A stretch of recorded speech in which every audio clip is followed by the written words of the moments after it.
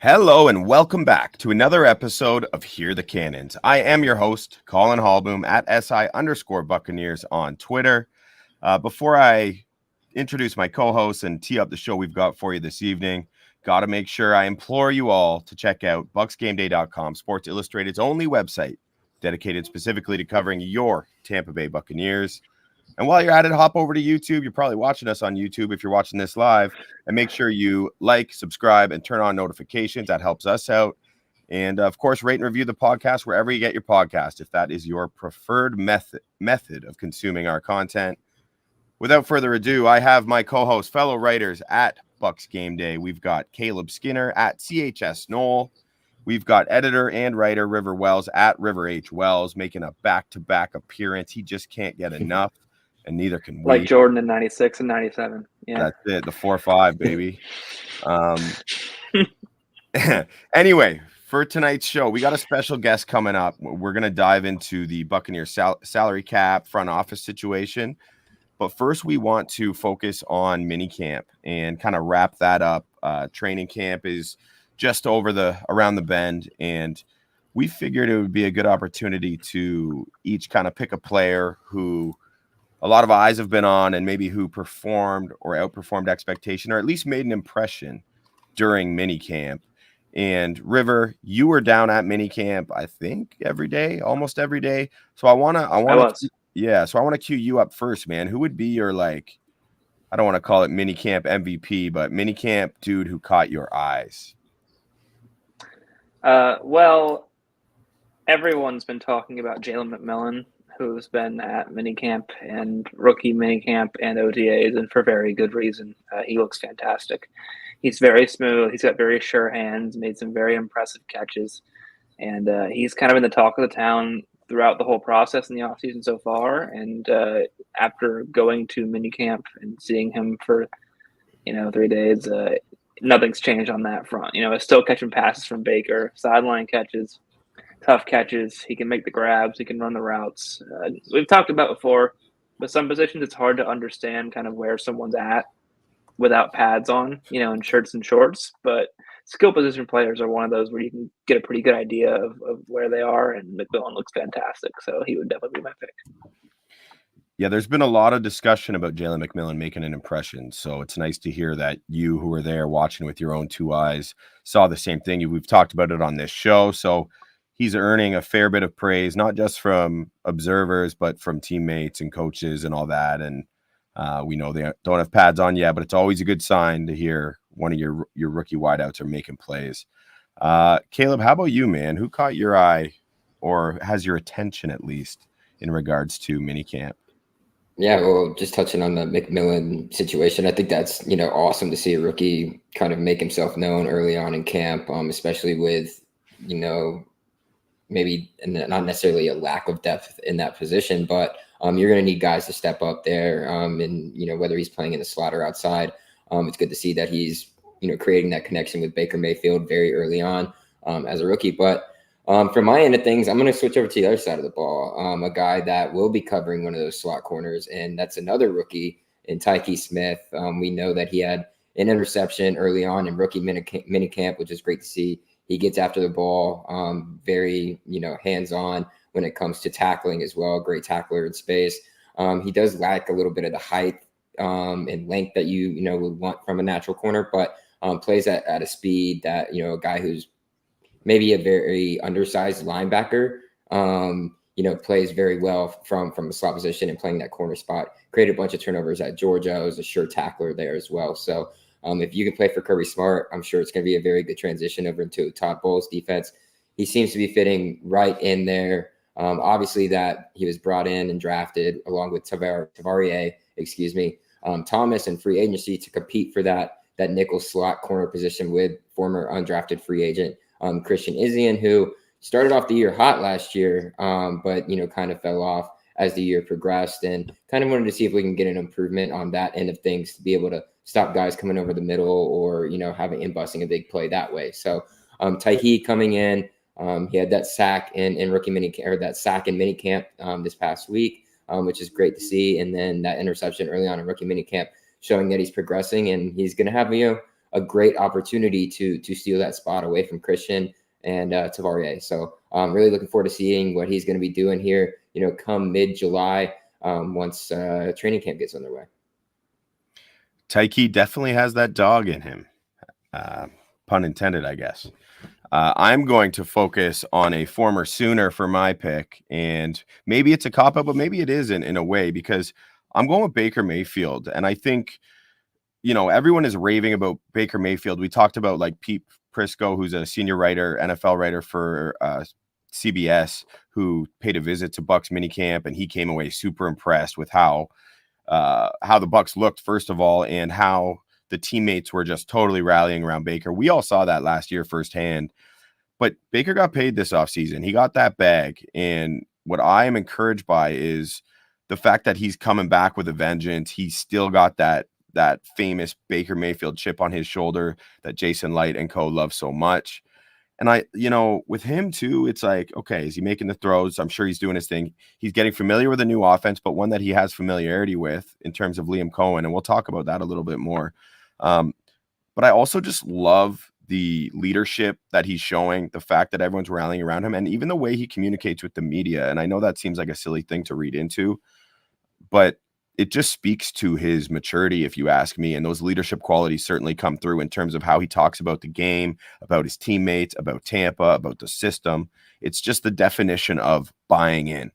And I know it seems ridiculous to be like, oh, your star quarterback who signed a $100 million deal is bought in. Cool. Like, well, yeah, but that doesn't always happen in this league. And we've seen it all over the place. Like, a lot of these guys become divas or feel privileged. And I just don't believe that's going to be Baker Mayfield. I think he's doing and saying all the right things while making a major impression on his teammates and everyone at One Buccaneer Place.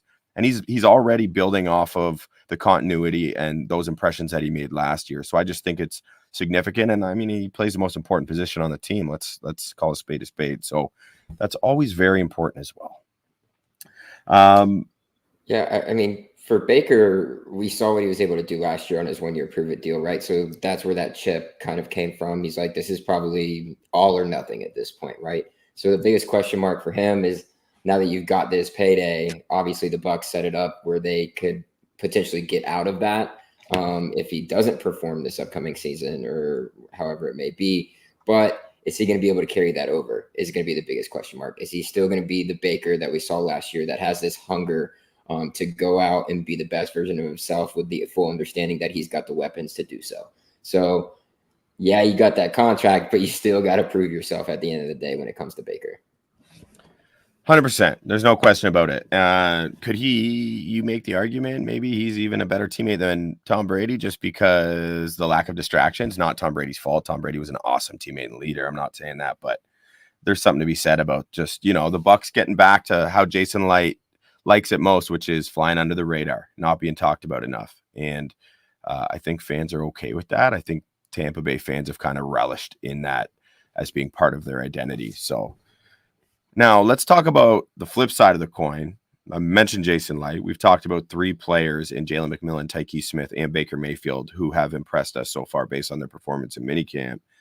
A player who has not impressed us because he hasn't been there is Randy Gregory. Free agent acquisition. He's a vet. He comes here. We pay him some money, and he hasn't even showed up.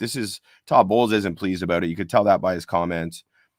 We said it last week. Obviously, we hope everything is good with Randy Gregory, like on a personal level. That would be first and foremost. But there has been no information leaked about this, and he's just nowhere to be seen. River, what do you make of all this? There's lots of people starting to bring up the idea that maybe it's better to just cut bait with him right now. Again, tough to do that when you don't really know what's going on. But Todd Bowles' comments indicates he didn't seem very happy. Like, that wasn't exactly a sympathetic approach to answering a question about it compared to Levante David, who had a far more, like, he actually brought up, mental health struggles and anxiety and things like that. So, like, what are your thoughts on that, man? Like, should they consider cutting him? Can you even weigh in on that without knowing what's going on? What do you think? You're definitely right. Todd Bowles didn't seem too pleased, especially getting to day 2 of mandatory minicamp. It seems like he's already tired of answering this question, and then there's going to be another one coming the next day. So it brings the whole thing, not just Randy Gregory not being there, but then it becomes kind of, a big talking point amongst Bucs fans, media. My thing with the Randy Gregory signing, and I brought this up, I believe, once it happened as well. But if you look at the Bucs pass rushing room, you've got Chris Braswell just got brought on, Yaya Diaby, Joe Tryon-Shoyinka, and you got Anthony Nelson. There's 4, right? So when you have that 5th spot there, would Gregory have been the 5th guy? And if so, he probably wouldn't have played teams, right? So the value there is a little bit lost. And my point being, it felt like to me that he was already going to be a bit of a hard fit coming in. He was a good veteran presence and did some decent work last year, but now that he's not here and hasn't applied, himself to learning Todd Bowles' defense while in it, I don't know how much he's studying, outside of that, obviously. Not in the building, the odds are very stacked against him, I think. So I would not be shocked if that ended up being how this ended, because at some point, when you're coming to a new team, you got to be a part of it, got to be in the system. I mean, like literally in the system, not just, reading about it. And he already had a bit of a weird fit with the edge rushing room, so I wouldn't be surprised if that was the case at all. For sure. Makes sense. A guest a few weeks ago, we had the privilege of interviewing Zion McCollum, and if you didn't catch that episode, I highly recommend it. That was my first time speaking with Zion McCollum, and I came away thoroughly impressed with his attitude, his intelligence, his maturity, all that stuff, and his desire to improve. He expects a lot of himself this upcoming season, and I think based on what the Buccaneers front office has decided to do at his position, which is now outside corner, they shipped out Carlton Davis. They got a depth signing or 2 in there, but no big names. They are going to be depending on Zion McCollum big time. And I'm curious, like, first off, Jamel Dean and Carlton Davis have had enough trouble staying on the field as is. You throw in Zion McCollum here without Carlton Davis, you got to assume the injury bug is gonna bite one of those guys. Do the Bucs have enough depth at that outside corner position, or is that a major area of concern? Caleb, I'll throw to you first to get your opinion on that. It's a tricky situation, right? Because the trade made a whole lot of sense. Carlton having a down year last year, getting what you can for him instead of letting him walk in 2025 is probably a huge, ordeal for us, especially when Todd Bowles and the staff have a complete trust in Zion McCollum's development over the past 3 years. So that's a natural, move. It looks great on paper. We'll see if it translates over the field. But behind that, like you mentioned, Colin, what is really going to happen? We've seen Jamel Dean have his injury problems, especially last season and a little bit the year before. Carlton obviously had his, but Zion's kind of been pretty much there for the most part. So if either one of these guys goes down, this is really where you're going to look for a guy like a Josh Hayes to step up to the plate. Kind of was on the wayside a couple of years ago, just kind of started coming into his own, looks decent in certain spots and not so decent in others. So you're going to look like a guy like that to come in. I know Bryce Hall was brought in, but necessarily hasn't looked good according to what River has seen over in training camp recently, or minicamp, excuse me. And then on the inside, you usually go the guy like Christian Izien or Tavarie Thomas. Not sure if you want to try them on the outside with some of these bigger wide receivers. I guess it really depends on your matchup. So it is a thin position group if you ultimately look at it on paper. Up top, looking pretty good as long as Zion comes into the form that Todd Bowles wants and expects of him this upcoming year. But, once you get past those first 2 guys, it becomes quite thin. So it'll be really interesting to see what happens. If they can stay healthy, in that beginning of the season, maybe you don't necessarily have to go. And as long as the other guys look good behind them and they're sparingly scarce minutes or whatever they do get, then maybe you don't necessarily need to make a move prior to the trade deadline or anything like that. But it'll be interesting. It's a thin group, but you're going to have to expect one of these guys, whether it's a Hall, whether it's a guy like Josh Hayes, maybe even a Keenan Isaac, to go ahead and step up for your team. Right now, still to be determined on what that's going to look like. Probably definitely a position to pay attention to once training camp does start. So because if there's an injury during there, or during that portion of practice leading up into the preseason, then we will have an idea of what direction they are looking to head in if the same situation were to occur in the regular season. Yeah, I did a breakout players piece this week, predicting some of the breakout players for the Buccaneers. Ian McCollum was first on my list, but similarly to him, I had Kate Otten on the list, and the reason I say similarly is because there's not much depth at either position, which tells us the Bucs front office has a lot of faith in both players. But it also means they're going to be depending on them, and football is a physical sport, so injuries are going to happen. River, what's more concerning for you? I have a feeling, I feel like it's an easy answer, but the lack of depth at tight end or outside corner? Outside corner, I'd say. I think, like you guys mentioned, trading Carlton Davis or getting rid of him is a good move given the production, and a good production, but was hurt a lot. And now you have guys like McCollum there. The jury's still being out on McCollum going into this year. A lot of people are very high on him and the progress he's made. Some people are not. So I think even if you've got a pretty good McCollum, and then you've got Jamel Dean playing, and he's healthy and he's playing snaps, like you guys mentioned, it's a little bit thin there. Guys like Bryce Hall can fill in a pinch, And again, when I mentioned Bryce Hall being a little rough in minicamp, that could be getting used to the system. That could be getting used to the heat. It's early, so it might not be as bad as it seems initially, but it's an area of concern, I think, for sure. And again, with Otten and guys like Payne Durham, O'Keefe, all that, not a lot of superstars in that room, obviously, but I think should one drop, then you have comparable sort of levels of play across that whole thing, but that's not the case with corner. Well said. On that note, I want to bring in one of my all-time favorite podcast guests, a guy I've had the pleasure of chopping it up with, talking Bucs football for quite a while, and I'm privileged to bring him on for his first appearance on Here the Cannons with BucsGameday. And I, of course, am talking about Josh Capo of Pewter Report.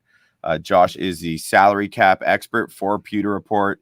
He is a writer for Pewter Report. He was on their podcast a few hours ago, and he's also been doing a ton of work for A to Z Sports. He covers the draft. He wears many hats, but he's not wearing one right now.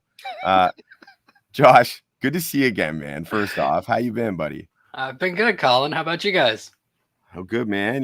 We just recently launched this pod, as you know, so we're excited to get you on for the first time, man. And your timing is really good because I wanted your take on this. We're just wrapping up some storylines about Bucs Minicamp, and I know you weren't attending Bucs Minicamp, so I won't put you on the spot in that regard. But I'm sure you're well aware that Ben Bredesen has been getting most of the first team reps at left guard. And I'm also well aware, because I consume your work frequently, as should all of our listeners, that you did some film study on Bredesen and Sua Opeta when those signings were first announced. And I'm curious if you could chime in on, first off, are you surprised that Bredesen is kind of taking the lead here? And what did you see when you were diving into their tape? A couple veterans who, I guess Bredesen's played plenty of starter snaps, and Sua Opeta got like 6 starts last year. But what were your evaluations of those two players from a player evaluation? Yeah. I'm not surprised with Bredesen. He got the bigger contract. The Bucs gave him $3 million. They only gave Opeta like 1.3. So, twice the contract.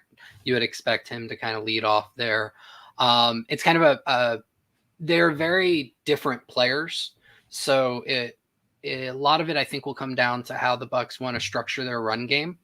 And as to which one will provide the better skill set. Opeta is much stronger, much better play strength. He's a bigger dude. He's got a really, better anchor than Bredesen. Kind of works in a phone booth, and he'd be good for more of a power, kind of gap duo type of run scheme. But he struggles against better athletes, I would say, guys who are quicker and get across his face. If they can reduce their surface area and kind of work across two different planes, Opeta's going to struggle against that type of player.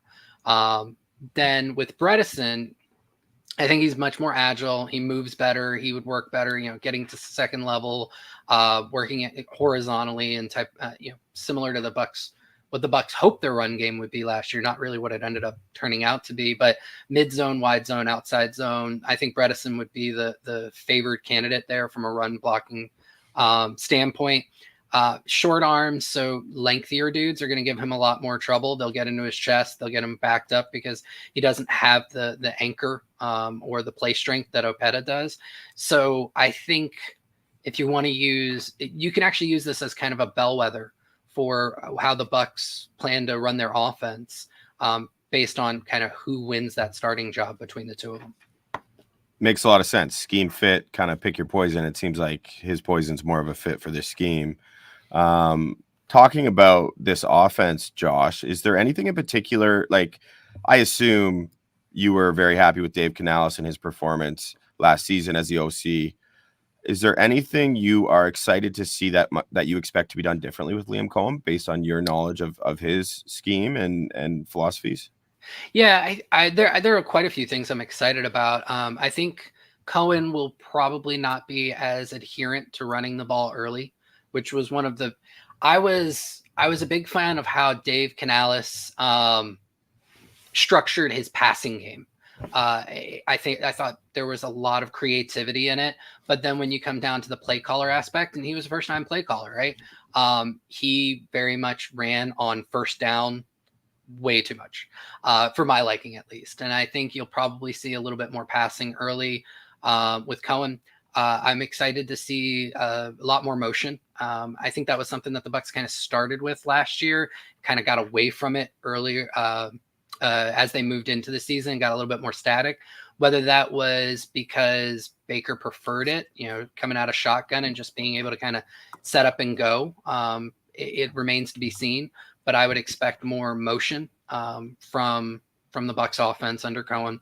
And then I expect that you'll actually see, I know Godwin's kind of moving back to the slot as a primary slot guy, but I actually think you'll probably see guys moving around a lot more and playing multiple positions. River, how about you, man? You've been at minicamp as I already mentioned. What did you see from Liam Cohen, whether it was just like how he commands the offense from the sidelines, or his scheme that maybe has jumped out at you in comparison to Dave Canales, or just in general? I think Josh brought up a lot of good points, specifically about motion. And anyone who's ever heard me talk about offense at any point in time knows I love at-snap motion. It's kind of a new thing, not new, but newish sort of thing coming in with the Shanahan tree in the league, where players are moving a lot more at the snap as opposed to before the snap. And additionally, with more motion in general, you definitely see a lot more of that at-snap motion stuff kind of coming from the McVay sort of tree. And that's really exciting, I think, because it's a more modern approach to the league that Canales flirted with sometimes, but never quite really went all in on. So that should be exciting. And to answer your general question, I like the players like Liam Cohen quite a bit. I think obviously Baker Mayfield's comfortable with Liam Cohen, having played with him before. So I think it's an aspect when you have people talking about the Bucs, talking about their predictions for them going into 2024. It's a bit of an underrated aspect, I think, because like you mentioned, Josh, Canales had some very good play designs, but often his shot selection, and being a first-time coordinator, obviously, could be a little wanting at times. And Cohen's also been a little bit experienced, being around Sean McVay, calling plays at Kentucky. So I think that could be an X factor kind of going forward for Tampa Bay, and I'm excited to see what the offense looks like. River, if you don't mind me asking, from what you've seen at minicamp, have you seen a decent amount of motion? I know it's simple installs at this point, and if so, the at-snap motion, have you seen, has it been more short motion, same side, or has it been more crossing the formation?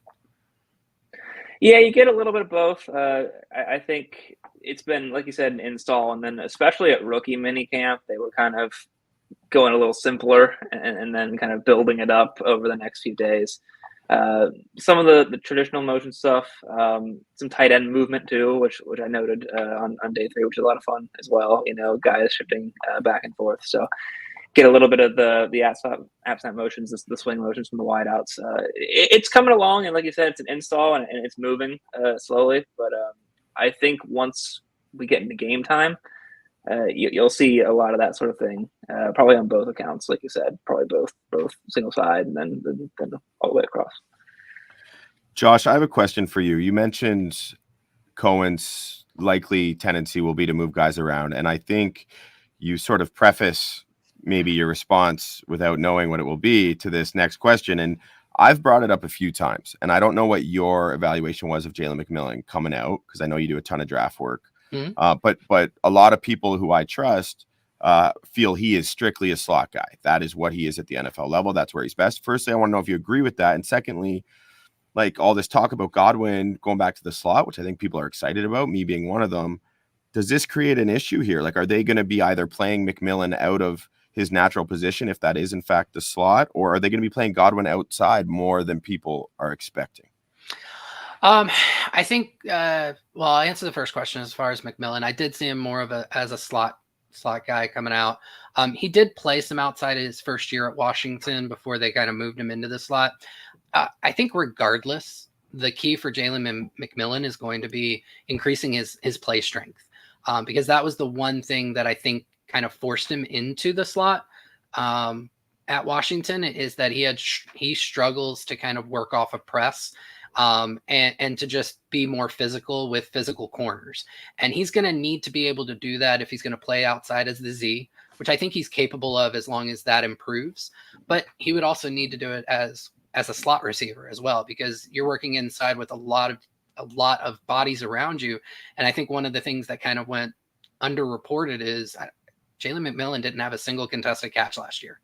And very few for his entire career at Washington. It was not a part of his game, which again kind of goes back to that play strength issue. So I think that's going to be critical for him to be successful in any role. But if he improves it, I think it gives him the versatility to work both sides.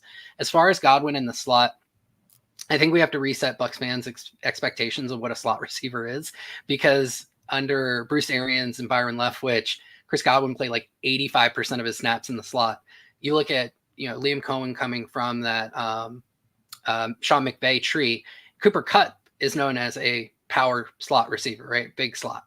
And he plays about like 60 to 65% of his slot snaps in the slot. And that's a little bit more indicative of a starting receiver who plays in the slot when they go to 3 receiver sets. So I think you're still going to see guys move around. I think you'll see Godwin outside more than you did in, say, 2021, 2022, inside more than last year. Okay. I like that explanation very much, and I think Bucs fans will too. And I think that is a more than adequate job of us covering and wrapping up minicamp. And, while we have the walking, talking Zach Galifianakis meme in the building, which is Josh Capo, I want us to take advantage of that and his knowledge and talk a little bit about the Buccaneers salary cap and the front office. You wrote a piece recently for Pewter Report, which is awesome, and everyone should go check it out.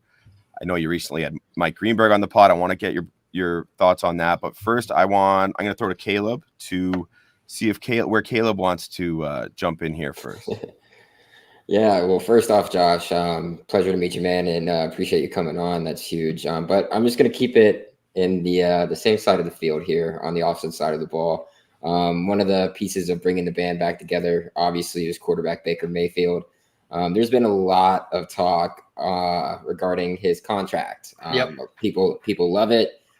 People hate it. People don't understand why we gave him that much money. They should have given it more of a Geno Smith type deal instead of the $100 million deal over the course of 3 years with 40 this year. So knowing what Baker did last year, first and foremost, do you think that is really deserving based off what he did in just one single year on a prove-it-year deal? And going off of that, not only is the deal worth it, but are the Buccaneers, depending on what Baker does this year, going to be looking for a way out?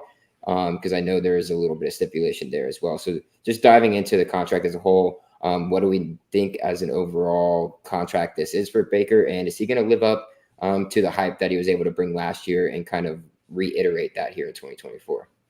Yeah, so I'm glad you brought up Geno Smith, because the Baker deal really is kind of like a juiced up Geno Smith. So Smith got 3 for $75, so roughly 25 APY just a year ago. Baker got 3 for $100, so it's 33.3. So there's a small step up there. But the first thing you have to account for is there was always going to be a step up, because the salary cap is ever increasing outside of dire times like COVID. So the cap went up like 14% from $225 million basically to $255 million year over year. So that right there, if you would have just taken the Geno Smith deal as a percentage of the cap in the year that it was signed, you're looking at a $25 million APY going up to about 28 to 29 million right off the bat. And now you're saying, okay, 28 to 29 million, and Baker got 33.3. Where did that extra 4 million come from? Well, it comes from 2 playoff wins, something that Geno Smith doesn't have, plus a longer stretch of success, in his Cleveland days before he hurt his shoulder. So there was enough underlying factors to say that this should be kind of Geno juiced, is the way I say it. The other thing is, I think people get a little too locked into the APYs, and if you look a little bit more under the hood, that's really where you get into the details of what is this contract really. And I gave you a great example, Tykee Hill, right? Tykee Hill for about a year or two there had the highest contract for a wide receiver from an APY perspective, and it wasn't even close, right? Now you've got a few guys who have jumped above him, but really Tyreek still was like $25 million APY, even though it looked like it was 30, because his last year of his deal was like a $70 million salary that he was never going to get. He still won't get it. They're going to restructure. They're actually going to probably give him a new deal now that the market's reset. But that number is like, it's not a real number. It's never going to happen. So, but if you look at the Baker deal, really what it comes down to is the guaranteed money and how quickly can they get out. And you mentioned it, right? Like what happens if he has a down year? The Bucs can exit the contract this upcoming season. So it's 1 year. They basically gave him $40 million guaranteed. He'd be a bit of a dead cap hit on 2025, but nothing that's not manageable. So it's kind of a perfect melding of rewarding a very good season with an APY in that mid-tier that Geno kind of started. And it's nice to see that expand with Baker, but with very little risk, very little downside, which I think is well for both parties. And if you look at that, 1 year, $40 million, well, that's a lot of money. It's a franchise tag, basically. Like the Bucs effectively gave him a franchise tag with a couple of option years. So the deal has multiple outs, basically 2 really. So they can get out of it year 1 for 40 million, which isn't terrible. They can get out of it after the second year for a total of 60 million. So they actually drop the APY to 30. And if he does well for both years, okay, you get the last year at 40 million, but that's going to be on a salary cap of like 300 million. So I think it was a fair deal. I don't think the Bucs got fleeced. I don't think they fleeced Baker. I think it really serves both parties well. Yeah, and going off of that, obviously, Jason Light knows what he's doing for sure, especially when it comes to players like Baker Mayfield and returning other players to the team. During that Brady era, 2020 to 2022, you had a lot of financial sort of methodology of going all in, right? Bringing in a bunch of players, gymnastics, right? Stretching the cap, all that stuff. And obviously, as we mentioned before, too, COVID for the salary cap was down here afterward due to the loss of finances. So, where are the Bucs now financially for some fans that might not know or keep up with that sort of thing? And how did Jason Light and his crew, obviously guys like Mike Greenberg, go from point A to point B to get where they are? Yeah, so right now, if you look at kind of the off season, it's the top 51 salaries are counted against the salary cap. And the Bucs have, I want to say roughly about $7 million in cap space, which is fine. You need a little bit of room for practice squad players. A lot of people don't realize practice squad players do count against the salary cap, as well as just the ability to move in season as guys get hurt. You need to release some guys and elevate others. So they have that room. They have a couple of options to open up more room, which probably wouldn't mean that they're signing another player, although there is one key free agent out there that I hope that the Bucs are kicking the tires on. And they might need to move some room for that. And really that's Tristan Wirfs. So obviously everybody's talking about, is he going to get his big deal done? Will they get it done this season? I don't think anybody really wants Wirfs to play out his 5th year option. And obviously he's been kind of holding in for the time being. So if they get a deal done with Wirfs, it would actually open up cap space here in 2024 because that 5th year option, I want to say it's like an $18 million cap hit.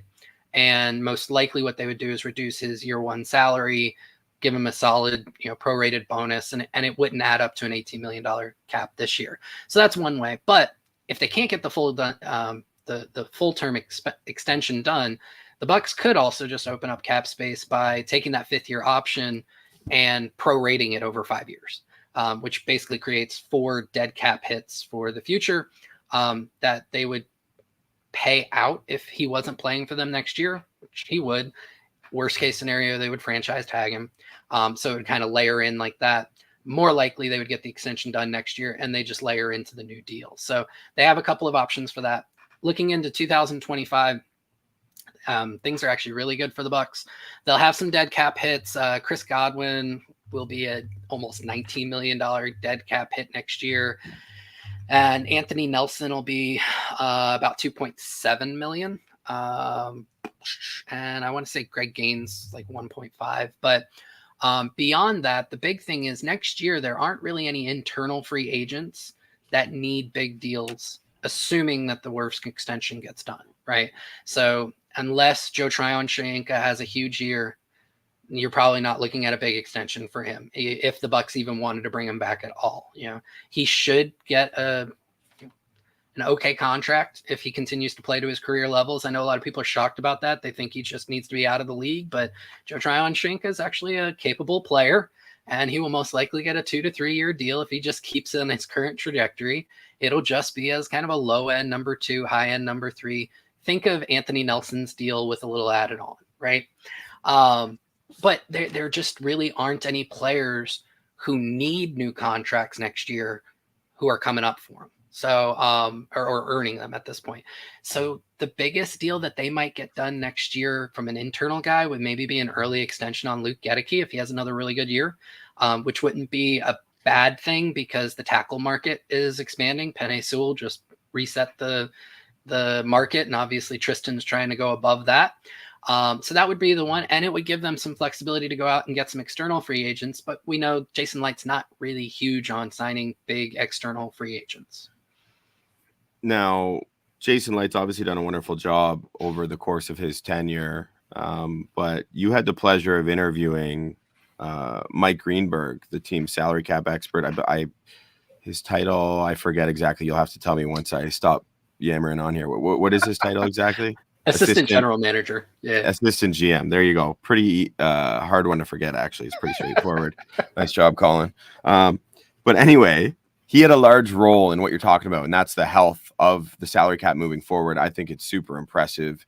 He actually precedes Jason Light in Tampa. For some people who might not be aware of that he's been here so long. Jason Light, though, kudos to him, wisely kept him on. And now there you have it. He's assistant GM. I'm curious, getting to interview him must have been super cool for you as a huge salary cap nerd and a guy who's super smart and follows that.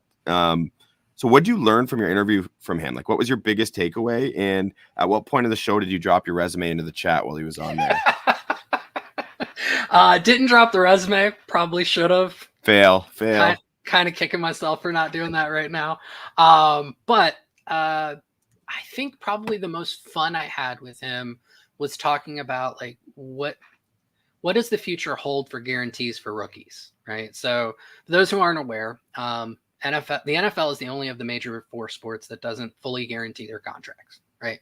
And as it pertains to rookies, just a couple years ago, we got to the point where all first round picks had fully guaranteed contracts, but past the first round, that doesn't happen, right?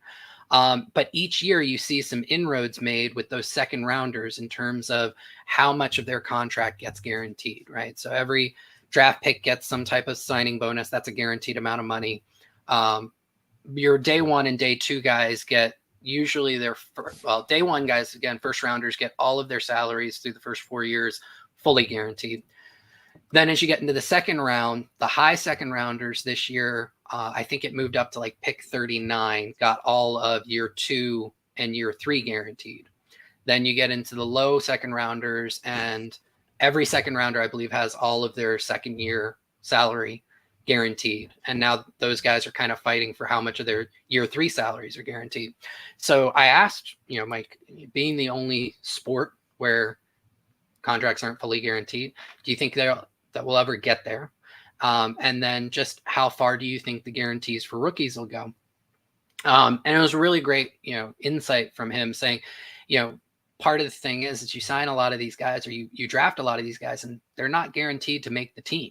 So you don't want to guarantee their entire contracts when you don't even know if they're going to be on your roster come week 1 of their first year, right?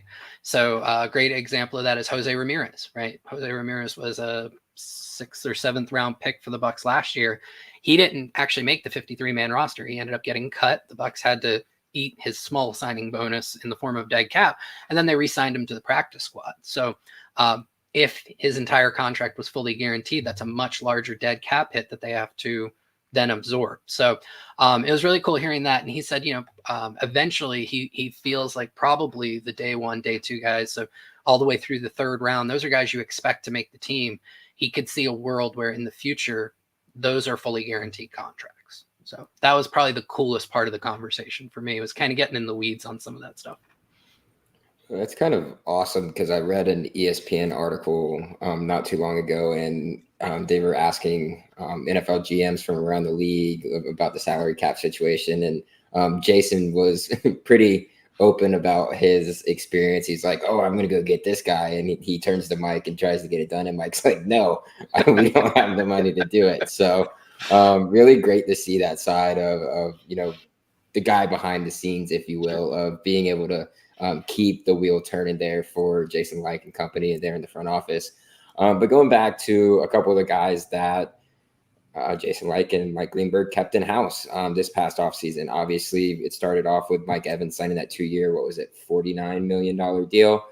And then obviously with Antoine Winfield Jr., a.k.a. Tweez, a.k.a. AWJ, becoming the highest paid safety or I guess DB in NFL history. Just your quick thoughts on that, and what's that look like? Is this just like typical Jason Licht, keeping his guys in at home and not letting them go elsewhere, or are these just definitely pillars that you don't want to let leave? And plug your projections. I want to know what you projected too, because you've been putting in work on that end. You've been doing a bang up job. So well, I appreciate that. So I'll start with Mike. So Mike, I think the Bucs got a bargain on. I'm trying to think where I had him. I want to say I had that he could get probably